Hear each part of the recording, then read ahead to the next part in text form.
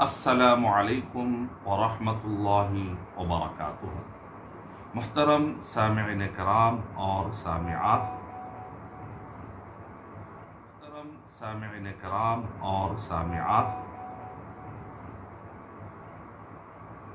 درس قرآن اور درس حدیث 5 منٹ میں انشاءاللہ میں آپ کے سامنے درس قرآن اور 5 منٹ میں درس حدیث سے کچھ اہم تربیتی اور فقہی نکات پیش کرنے کی میں سعادت حاصل کروں گا انشاءاللہ۔ اعوذ باللہ من الشیطان الرجیم، بسم اللہ الرحمن الرحیم۔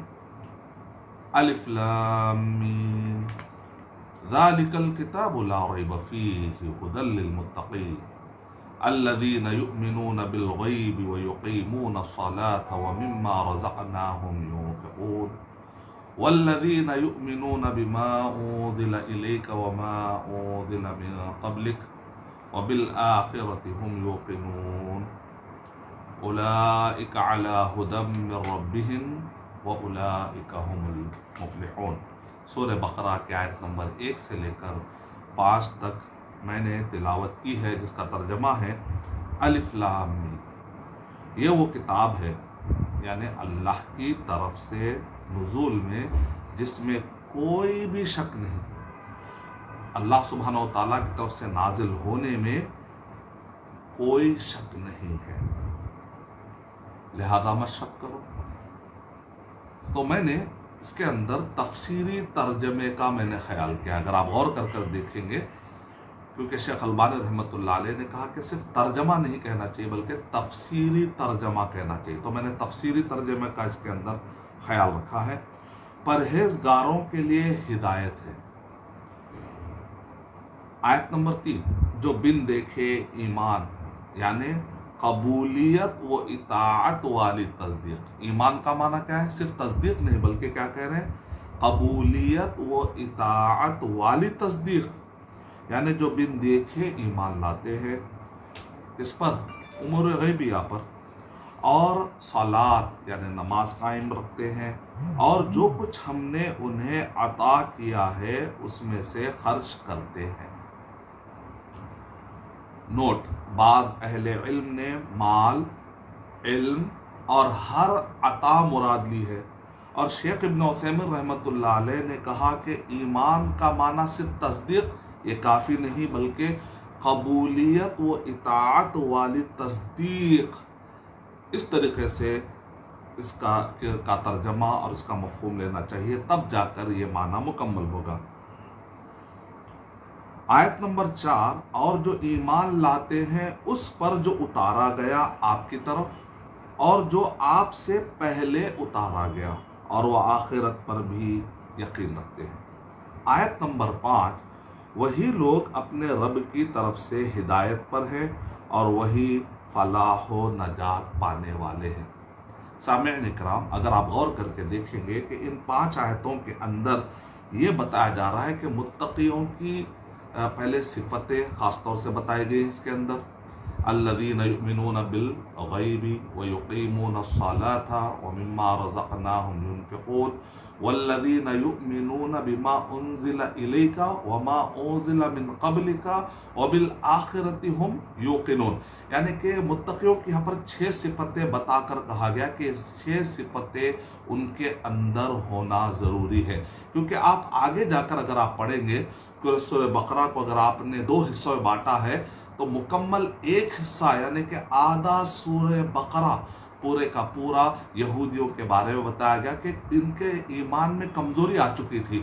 فرشتوں کے بارے میں ان کو اعتراض تھا، کتابوں کے بارے میں ان کو اعتراض تھا، رسولوں کے بارے میں وہ گستاخی کر بیٹھے تھے، بلکہ اللہ سبحانہ و تعالیٰ کے بارے میں، اللہ کی نافرمانیوں کا جو سلسلہ تھا، اللہ کی سے بغاوت، اللہ سبحانہ و تعالیٰ کی اطاعت سے منہ موڑنے کا جو سلسلہ تھا، چاہے وہ ایمان باللہ ہو، ایمان بالکتب ہو، ایمان بالملائکہ ہو، ایمان بالرسول کا معاملہ ہو، اور رسولوں کا معاملہ، کتابوں کا معاملہ، فرشتوں کا معاملہ، اور اللہ سبحانہ تعالیٰ پر ایمان لانے کا معاملہ، یہاں تک کہ آخرت پر یقین کا معاملہ ہو، یا پھر تقدیر کے اچھے اور برے ہونے پر ایمان لانے کا معاملہ ہو تو ایمان کے 6 ارکان کو مضبوط سے مضبوط کرنے کی اس کے اندر تاکید کی گئی ہے، اور یہودیوں کے نقش قدم پر نہ چلو جو ایمان کے 6 ارکان میں بڑے کمزور واقع ہوئے تھے۔ تو امت مسلمہ کو پہلے ہی چوکنا کر دیا گیا کہ متقی وہ جو ایمان میں اور اس کے ارکان میں مضبوط رہیں گے۔ تو یہ پہلا نقطہ ہے جو ہمیں اس پر توجہ دینے کی ضرورت ہے۔ نمبر 2، ہدن، یعنی کہ ہدایت تو سب کے لیے، سورج تو سب کے لیے نکلتا ہے، لیکن فائدہ کون اٹھاتے ہیں؟ متقی فائدہ اٹھاتے ہیں، تو ہدن للمتقین کہا گیا۔ اور اسی طریقے سے اہدنا الصراط المستقیم، اس سے پہلے بھی بہت مرتبہ یہ بات ہماری آئی ہے لائیو پروگرام میں کہ ہدایت، اہدنا میں ہدایت ایک ہوتا ہے ہدایت ارشاد، ہدایت توفیق اور ہدایت استقامت۔ یعنی مطلب کیا ہے؟ تو ہدایت، اس کو شیخ ابن عثیمین رحمۃ اللہ علیہ نے دوسرے طریقے سے سمجھا، انہوں نے کہا علمی ہدایت اور عملی ہدایت۔ یعنی علمی ہدایت یہ کہ آدمی کو علم ہو گیا لیکن اس کے بعد اس کو عمل کی توفیق نہیں ملتی، تو یہ بھی بڑی بد نصیبی ہے۔ تو اس لیے کیا کہہ رہے ہیں کہ علم کے ساتھ عمل بھی چاہیے۔ اگر علم بھی ہوگا صحیح، عمل بھی صحیح ہوگا، تب تو وہ منعم، یعنی جن پر اللہ سبحانہ و تعالیٰ کا انعام ہوا، ان لوگوں کے گروہ میں وہ شمار ہونے لگے گا۔ اور اگر وہ آدمی کے پاس علم ہے اور عمل نہیں ہے تو یہ مغضوب کیٹیگری کے ہو جائیں گے۔ عمل ہے لیکن علم نہیں ہے، جہالت سے ایک آدمی کام کر رہا ہے تو کبھی بھی ضالین کی کیٹیگری میں جا سکتے ہیں۔ تو اس وجہ سے ہم کو سورہ فاتحہ میں اور سورہ بقرہ کے ابتدا میں ہی خاص طور سے ہدایت پر توجہ دینے کے لیے کہا گیا ہے۔ تو لہذا ہمیشہ کوشش یہ کریں کہ اللہ سبحانہ و تعالیٰ سے ارشاد کے ساتھ توفیق، یعنی اللہ تو ہمیں علم بھی دے اور اس پر عمل دے، اور استقامت، مرتے دم تک اس پر اللہ سبحانہ و تعالیٰ ہمیں جمع دے۔ ایک نقطہ جو یہاں پر ہم بتائیں گے وہ ہے متقین، یعنی یہ ورڈ وقایہ سے نکلا ہے، تقاتن سے نکلا ہے، یعنی جس کا مطلب ہوتا ہے بچنا، یعنی آپ بچو گے تو پھر بچا لیے جاؤ گے۔ یعنی اگر آپ اللہ کی نافرمانی سے بچیں گے، اطاعت کے ساتھ زندگی گزارتے ہوئے اللہ کی اگر آپ نافرمانی سے بچیں گے تو آپ کس سے بچیں گے؟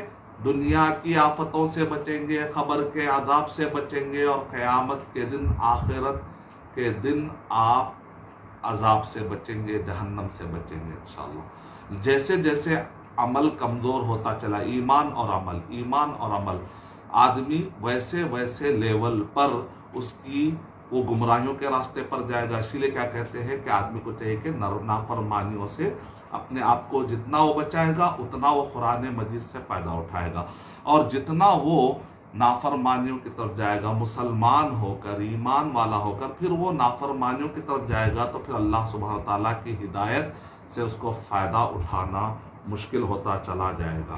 ایک حدیث سنا کر میں اپنا درس قرآن ختم کرتا ہوں، غیب پر ایمان لانے کی فضیلت۔ اس بارے میں ہم کو ایک حدیث ملتی ہے کہ صحابی کہتے ہیں، صحابی رسول حبیب بن سبع ابو جمعہ رضی اللہ تعالیٰ عنہ، تغذینا مع رسول اللہ صلی اللہ علیہ وسلم، ہم رسول اللہ صلی اللہ علیہ وسلم کے ساتھ ہم نے جو ہے ایک مرتبہ تغذینا ہم نے اللہ کے نبی صلی اللہ علیہ وسلم کے ساتھ ہم کھانا کھا رہے تھے، ومعنا ابو عبیدہ بن الجراح، اور ہمارے ساتھ ابو عبیدہ ابن الجراح رضی اللہ تعالیٰ عنہ تھے۔ فقال یا رسول اللہ، کہا اے اللہ کے رسول صلی اللہ علیہ وسلم، احد خیر منا، کیا ہم سے بھی کوئی بہترین ہے؟ اسلمنا معک وجاہدنا معک، اے اللہ کے نبی صلی اللہ علیہ وسلم، ہم اسلام لائے اور ہم نے آپ کے ساتھ جہاد کیا۔ تو اللہ کے نبی صلی اللہ علیہ وسلم نے ارشاد فرمایا، قوم یکونون من بعدکم یؤمنون بی ولم یرونی، ہاں ایک ایسی قوم آنے والی ہے کہ جو مجھ پر ایمان لائے گی اور انہوں نے مجھے دیکھا نہیں ہے۔ شیخ البانی رحمۃ اللہ علیہ نے السلسلہ صحیحہ میں جلد نمبر 7 صفحہ نمبر 907 ہدایت الروات حدیث نمبر 6246 یعنی 6246 میں اس کو صحیح کہا ہے۔ اس سے آپ اندازہ لگائیے کہ غیب پر ایمان لانے کی کتنی بڑی فضیلت ہے۔ اب آئیے ہم چلتے ہیں درس حدیث کی طرف۔ امام بخاری رحمۃ اللہ علیہ نے اس حدیث کو اپنی صحیح بخاری میں نقل فرمایا ہے۔ قال حدثنا الحمیدی عبداللہ ابن الزبیر قال حدثنا سفیان قال حدثنا يحيى بن سعيد الانصاري قال اخبرني محمد بن ابراهيم التيمي انه سمع علقمة بن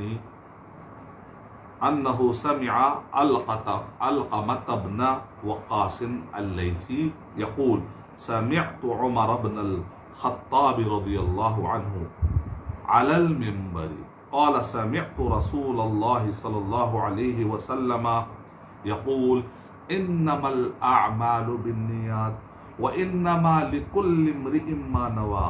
انما الاعمال بالنیات یعنی اعمال اس وقت پر معتبر ہوں گے، صحیح ہوں گے جب نیتیں صحیح ہوں گی، اور اگر نیت خراب ہو جائے گی تو اعمال بھی معتبر نہیں ہوں گے، صحیح نہیں ہوں گے۔ وانما لكل امرئ ما نوى، ہر انسان کے لیے وہ ہے جو اس نے نیت کی۔ فما كانت هجرته الى دنیا يصيبها، اگر وہ دنیا پانے کے لیے وہ ہجرت کرتا ہے تو پھر یا او الى امرأة ينكحها، اگر وہ ہجرت اس لیے کرتا ہے تاکہ وہ کسی عورت سے نکاح کرے، فہجرته الى ما هاجر الیہ، تو وہ جس کی طرف اس نے ہجرت کیا ہے تو پھر اس کی ہجرت ویسے ہی سمجھی جائے گی۔ یعنی مطلب یہ ہے کہ جب آپ کام کریں کوئی بھی کام تو اللہ کو خوش کرنے کے لیے اگر آپ کرتے ہیں تو تب جا کر وہ عمل معتبر ہوتا ہے۔ اسی وجہ سے اہل علم نے کیا کہا، اگر آپ کار ثواب کے لیے کوئی کام کرتے ہیں تو یہ سارے اعمال کس کو خوش کرنے کے لیے کرنا چاہیے؟ اللہ سبحانہ و تعالیٰ کو۔ اسی لیے شیخ ابن عثیمین رحمۃ اللہ علیہ ہمیشہ کہا کرتے ہیں کہ ایمان کے بعد مومن کو دو چیزوں کی فکر ہوتی ہے۔ ایک تو یہ ہے کہ وہ جو بھی کام کرے کس کو خوش کرنے کے لیے کرے؟ اللہ سبحانہ تعالیٰ کو خوش کرنے کے لیے کرے، اور جو بھی وہ کام کرے کس کے طریقے پر کرے؟ محمد صلی اللہ علیہ وسلم کے بتلائے ہوئے طریقے کے مطابق کرے۔ یعنی ایمان کے بعد اخلاص اور اتباع کی اس کو فکر کرنی چاہیے۔ اور نیت کی کتنی اہمیت ہوتی ہے۔ امام سفیان الثوری رحمۃ اللہ علیہ کہتے ہیں ما عالجت شیئا اشد علی من نیتی، مجھے سب سے زیادہ مشکل پیش آئی اپنے نیت کو ٹھیک ٹھاک کرنے کے لیے، مجھے سب سے زیادہ محنت لگی، سب سے زیادہ مجھے دقت پیش آئی، مجھ پر شاہ گزرا، تکلیف ہی بڑی محنت کے بعد میں اس قابل ہوا کہ اپنی نیت کو میں اصلاح کر سکوں۔ لأنها تتقلب علیہ، کیونکہ نیت انسان کی اور انسان کے دل میں خیالات اور افکار پھرتے رہتے ہیں، تو اس لیے اس کو کنٹرول کرنا چاہیے، اور یہ سب نیتیں کس کے لیے کرنا چاہیے؟ خالص اللہ سبحانہ و تعالیٰ کو خوش کرنے کے لیے کرنا چاہیے۔ اور امام شافعی رحمۃ اللہ علیہ نے اس حدیث کی اہمیت کو بتاتے ہوئے کہا کہ اس کے اندر ثلث العلم ہے، 1/3 علم ہے، اور کہا کہ 70 فقہی ابواب، میں اس کے اندر 70 فقہی ابواب کے مسئلے میں حل کر سکتا ہوں۔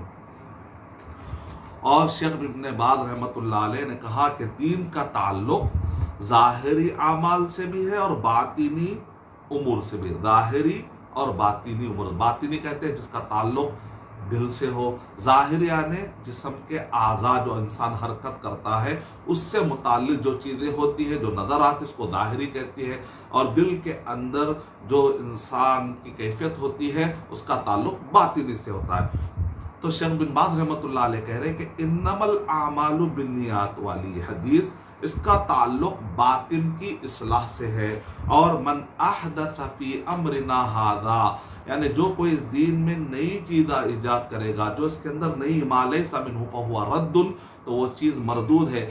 یہ حدیث کا تعلق ظاہری اعمال کی اصلاح سے متعلق ہے، بڑا بہترین نقطہ ہے۔ تو باطن کا تعلق قلوب سے ہے، دل سے ہے، اور ظاہری اعمال کا تعلق جوارح یعنی انسان کے اعضاء سے ہے۔ اور شیخ بن باز رحمۃ اللہ علیہ سے پوچھا گیا کہ اس حدیث کا مطلب کیا ہے، تو شیخ بن باز رحمۃ اللہ علیہ نے کہا کہ اعمال العبادت ما تصح الا بالنیہ، عبادت میں جب انسان اپنے اعمال بجا لاتا ہے تو اس کے اعمال درست نہیں ہوتے جب تک کہ اس کی نیت درست نہیں ہوتی، یعنی خالص اللہ کو خوش کرنے کے لیے کرنا چاہیے، محمد صلی اللہ علیہ وسلم کے بتلائے ہوئے طریقے کے مطابق کرنا چاہیے۔ ایک واقعہ یہ ہے کہ امام دارقطنی رحمۃ اللہ علیہ نے امام غزالی رحمۃ اللہ علیہ کے بارے میں آتا ہے کہ شروع میں چند قاضیوں کو انہوں نے دیکھا کہ ان کو کافی اچھے تنخواہیں مل رہی ہیں، تو انہوں نے کہا کہ چلو ہم بھی علم حاصل کرتے ہیں۔ بعد میں علم حاصل کرتے کرتے ان کی نیت خالص اللہ کو خوش کرنے کے لیے ہو گئی۔ تو ایک مشہور جملہ ہے، طلبت العلم لغیر اللہ فابا الا ان یکون للہ، علم حاصل کیا تھا ہم نے دنیا حاصل کرنے کے لیے، یعنی غیر اللہ کے علاوہ کسی اور چیز کو حاصل کرنے کے لیے، لیکن یہ علم میں اتنی طاقت ہوتی ہے دین کے علم میں کہ وہ انسان کو پلٹ دیتی ہے، اس کی اصلاح کر دیتی ہے۔ اس لیے بعض لوگ کہتے ہیں کہ ہم بیانات سنتے ہیں، اگر عمل نہیں ہوگا تو کیسا، لہذا ہم بیان نہیں سنیں گے، شیطان کا وسوسہ ہے، بلکہ آپ کو بیان سننا چاہیے، علم حاصل کرنا چاہیے، علم آپ کو ایک دن عمل کی طرف لے کر آئے گا انشاءاللہ۔ عبداللہ بن مبارک رحمۃ اللہ علیہ کہتے ہیں رب عمل صغیر تعظمہ النیہ، کہ بعض اوقات عمل چھوٹا ہوتا ہے لیکن اس کی نیت اچھی ہوتی ہے تو وہ عمل بڑا ہو جاتا ہے، ورب عمل کبیر، بعض بڑے بڑے اعمال ہوتے ہیں تو صغیرہ النیہ، لیکن نیت اچھی نہیں ہونے کی وجہ سے وہ عمل چھوٹا ہو جاتا ہے۔ اس لیے اپنی نیت کے بارے میں اچھے طریقے سے علم حاصل کرنا چاہیے، اس پر توجہ دینا چاہیے۔ جیسا کہ سامعین کرام میں نے کہا کہ درس قرآن اور درس حدیث میں نے تربیت اور اسی طریقے سے میں نے فقہی مسائل کا اہتمام کرنے کا ارادہ کیا ہے، تو نیت کا ایک فائدہ یہ ہوتا ہے کہ تمییز العبادات، یعنی فجر کی فرض اور فجر کی فرض میں بھی 2 رکعت ہے، سنت مؤکدہ میں بھی 2 رکعت ہے، فرق کیسا کیا آپ نے؟ نیت کے ذریعے سے۔ تمییز العبادات، تعیین العبادات اور تمییز العبادات، یعنی مطلب یہ ہے کہ ایک تو یہ ہے کہ آپ نے تعیین کی کہ فی الوقت میں فرض پڑھ رہا ہوں، نفل نہیں پڑھ رہا، دوسرا یہ ہے کہ یہ 2 رکعات فرض والی ہے یا نفل والی ہے، اس میں بھی آپ نے فرق کیا۔ اور اسی طرح تغییر النیات، شیخ ابن عثیمین رحمۃ اللہ علیہ اور شیخ ابن جبرین رحمۃ اللہ علیہ سے جب پوچھا گیا کہ ایک آدمی نماز شروع کرتا ہے، اچانک جو ہے وہ نیت ظہر کی اس نے شروع کی تھی، ظہر کی نیت سے، اب اچانک وہ کہتا ہے کہ اب میں عصر کی نیت، کیونکہ میں تو ظہر پڑھ لیا تھا، تو کیا درمیان نماز میں کیا وہ عصر کی نیت بدل سکتا ہے؟ تو یہاں پر ایک قاعدہ انہوں نے دیا، انہوں نے کہا کہ معین سے معین کی طرف نہیں پلٹ سکتے، آپ نیت کو بدل نہیں سکتے، اسی طریقے سے آپ مطلق سے معین کی طرف بھی نہیں بدل سکتے۔ تیسری شکل جائز ہے، وہ کیا ہے کہ آپ نے معین سے مطلق کی طرف بدلنا ہے تو جائز ہے۔ کیا مطلب ہے؟